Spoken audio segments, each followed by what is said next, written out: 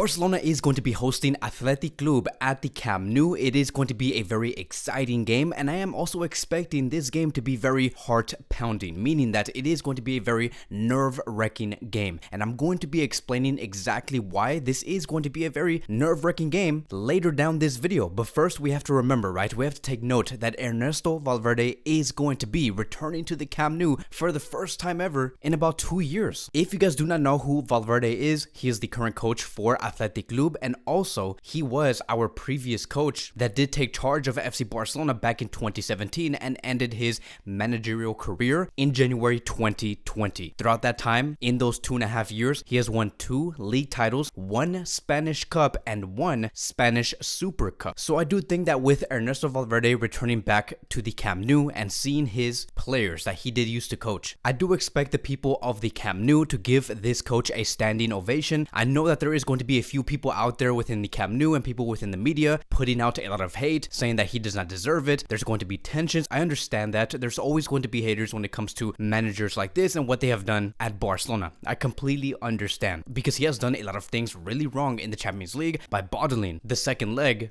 against Liverpool and so forth, and many other different finals. But overall, I do expect for Ernesto Valverde to receive a very warm welcome from the Barcelona fans. Now, surprisingly, there has been a lot of history regarding Valverde versus FC Barcelona. For example, it says here that Ernesto Valverde has never won at the Camp Nou as a visiting manager. He has recorded 5 draws and 8 losses in 13 visits against Barcelona, while he did coach Athletic Club, Valencia, Villarreal, and also Espanyol. So his record has not been so great, but it could all change tomorrow. We never know what could happen. But keep in mind, Barcelona within the league is a much different monster. We do have the most clean sheets. We are doing very well within La Liga so far. So it is going to be, again, a very interesting match, and I cannot wait to see what does end up going down. Now, if we look at Barcelona's record against Athletic Club, it says here that Barcelona has chained 25 games in a row, winning 20 and drawing 5 against Athletic Club at the Camp Nou. And this is according to Mundo Deportivo. So it has been a very long time since Athletic Club have won against Barcelona at the Camp Nou. But again, I want to take it back to Ernesto Valverde, because who knows how this could go. Valverde has much more experience than ever before. He has experienced also higher level football with Barcelona, and he knows the ins and outs of this club. So it should be very interesting. And the last time Athletic Club did win against Barcelona at the Camp Nou, it was over 2 decades ago, which was back in 2001. So could things change tomorrow night on Sunday? So look, we have to field our strongest 11. There is no way we're going to be seeing like players rest just because Barcelona is going to be facing Bayern in about 2 or 3 days. There's no way. Because look, let's analyze what Athletic Club have become this season specifically, because they are a much different team to Villarreal. We're not going to be facing the best defense this time. Now facing Athletic Club, we're going to be facing the best attack in the league. If you were to take out Barcelona and Real Madrid, you look at the stats here, you can see that Athletic Club is in 3rd place when it comes to goals per match with a total of 1.9, and then you can see Barcelona and Real Madrid on top of Athletic Club. So they are one of the best. You look at the expected goals, Barcelona in 1st, Real Madrid in 2nd, and 3rd comes Athletic Club again with a total of 16.9, one of the best expected goal rate within the league. And then you look at the accurate crosses per match, Athletic Club is in 1st place with a total of 6.3 per 90 minutes. And so we have to give credit to what Valverde has done with this team for maximizing a lot of these players, and especially when it comes to the William brothers, right? These are 2 amazing players who have scored so many goals, have brought in so many assists so far this season, and they also have a great midfield that does include Sanket, Vesga, and Herrera, a player who has just came from PSG. So Valverde has done a very good job at maintaining the level of what Athletic Club used to be in the previous season, and if not, probably improving these players and this team overall this season. Even Xavi Hernandez gave praise towards Valverde and what he has done, and this is what he said during the pre-match press conference, and I quote, "We appreciate him very much. He is a great coach and an amazing man. He has done a great job in Barcelona. It will be a completely different game than against Villarreal. It will be a more difficult and very, very intense." So that is what's going to transition us to the next phase of this video, which is going to be what should Barcelona do in order to succeed against this team here. And let me tell you guys, there are 2 things that do make me very skeptical, and I hope that Xavi Hernandez has this all covered. And this is going to be be regarding our approach against Athletic Club. Point number one, I'm very skeptical about starting Eric Garcia in that defensive line and going up against Athletic Club because look, this team is really good in the air when it comes to like headering the ball or making those crosses into the box. We have just seen that Athletic Club are the best team right now in terms of accurate crosses per 90 minutes. Eric Garcia is not so great at defending things like that. That is what makes me very, very nervous. And Athletic Club have shown in the past 2 or 3 years that they can really harm opponents with plays like that. They have been one of the best in a very, very long time. And also Athletic Club are going to be looking for that foul inside the box. If they are so great at putting the ball into the box, imagine putting Eric Garcia there and dealing with that pressure. We have seen Eric Garcia multiple times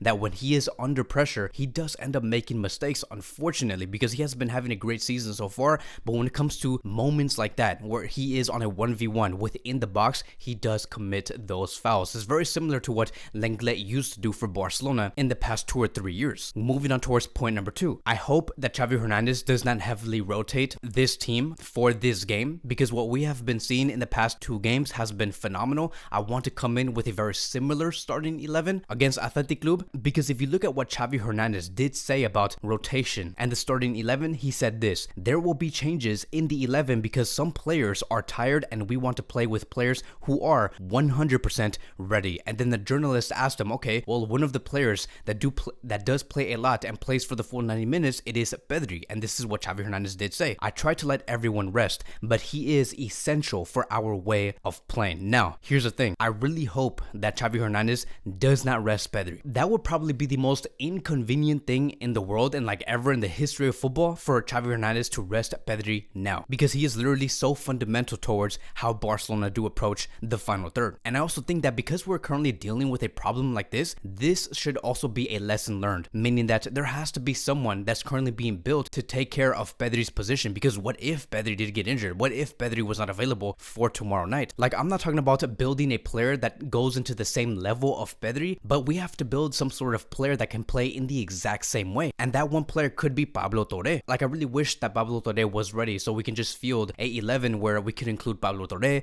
Gavi, and Frank without no problem. Pablo Torre has been showing that he is very similar to someone like Pedri, but I would just say a little more physical than Pedri. Maybe not at the same physicality of Gavi, but in between. So he's a good mixture between Gavi and Pedri. And it is very unfortunate that he has not received his shots throughout this season because he has so much potential. We could easily, again, field a midfield of Frankie, Gavi, and Pablo Torre if he was ready against Athletic Club, but right now we're not in the position to do something like this. And Xavi Hernandez did speak about Pablo Torre because they have asked him, what happened to this player? Is he going to be playing? Could he get a chance tomorrow at the Camp Nou? And Xavi Hernandez did say this: I want him to play more for sure. I would have brought him in the last match, but the conditions of the game changed the plans. We have competition in the midfield and it is difficult for him, and he is training well and his time will definitely come, which basically means that the only way Xavi Hernandez would place Pablo Torre on the field would be if Barcelona are winning 4-0 by the 80th minute, and I really doubt that that's going to be happening, especially knowing that this team that we're going to be facing is really good. I mean, who knows, right? Imagine Barcelona's winning 4-0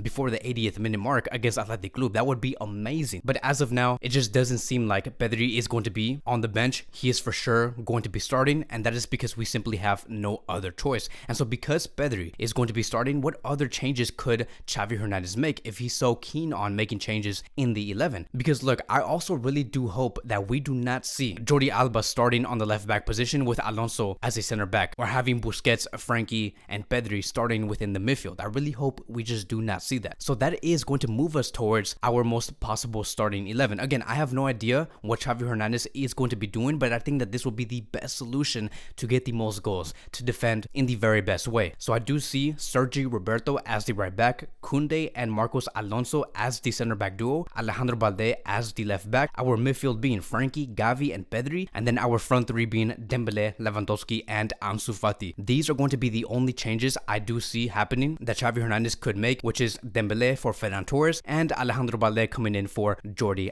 Alba. If you guys are going to be saying, what are you talking about, Kevin? Why would we start Sergi Roberto? He's going to be producing like disaster classes against Athletic Club. Honestly, I just do not see any other right back starting over Sergi Roberto right now. That is because we have no other choice. You could say that Koundé could play as a right back and you put Eric Garcia next to Marcos Alonso, but like really? Like, do you really think that Eric Garcia and Marcos Alonso are going to be able to defend someone like Williams, who is one of the best strikers right now within the league? I would be laughing my my butt off if we see Eric Garcia and Marcos Alonso becoming our center back duo on that night. There's just no way. We have to have someone like Koundé who has a lot of pace and can cover a lot of ground within that defensive line and within the center back position. So that is going to be wrapping up today's Barcelona pre-match preview and daily news. Thank you guys so much for watching, and I will see you guys in the next video.